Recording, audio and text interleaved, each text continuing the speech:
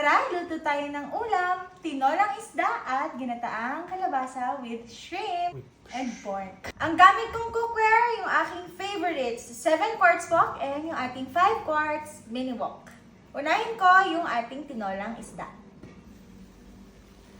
Nagpakulo na ako ng tubig, 2 liters. Ilagay na natin yung ating kamatis, ginger at tanglad. Pagsabay-sabay na. Next naman natin is yung ating onions and onion leeks. Ayusin lang natin. Then, ilagay na natin yung ating whole peppercorns. Ang pampalasang gagamitin natin, asin at patis. Takpan muna natin at antayin natin kumulo. Habang inaantay natin, lutuin na natin ang ating ginataang kalabasa. Napreheat na natin yung pan. Unahin ko na yung karne. Pork loin, lutuin lang natin. Alam nyo ba? Nagtataka kasi kami kung bakit hindi tayo pumapayat eh nagbabawas naman tayo ng kinakain. Yun pala, yung pork liempo, napakataas pala ng calories niya. Kaya ang choice na namin ngayon is pork loin and mga pork chops, yung lean meat. Nag-brown na yung pork loin, itatabi lang natin, gigilid natin. Magigisa na tayo without using oil. Sibuyas at bawang pagsabay na. Prefer ko kasi maraming sibuyas at bawang palagi. Kasi parang mas masarap. Napakabango. Haluin ko na. Napakabango. Maglagay na tayong ginger. Konti lang. Yan. Kaya ako naglagay ng ginger kasi para pantanggal ng lansa sa shrimp. Add na natin yung ating patis, pampalasa. Hayaan lang muna natin mag-soak in sa meat yung patis mga 1 to 2 minutes. So, okay na. Ilagay na natin yung ating kalabasa.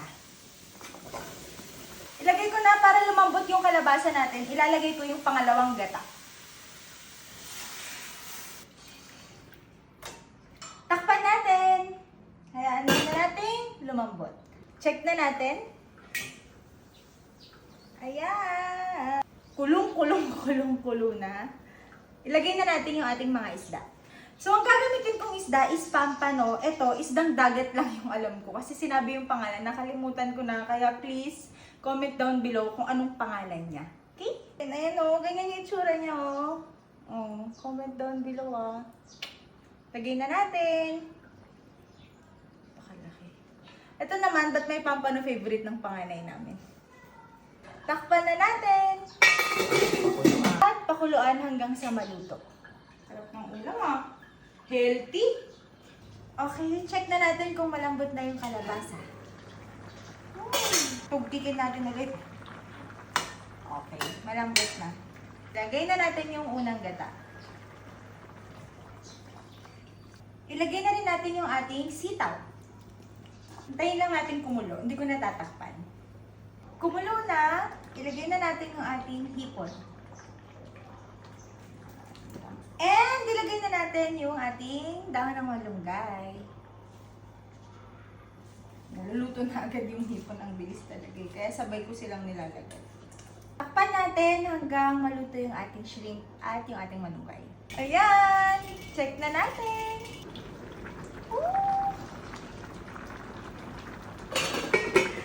Luto na! Tinolang isda at ginataang kalabasa.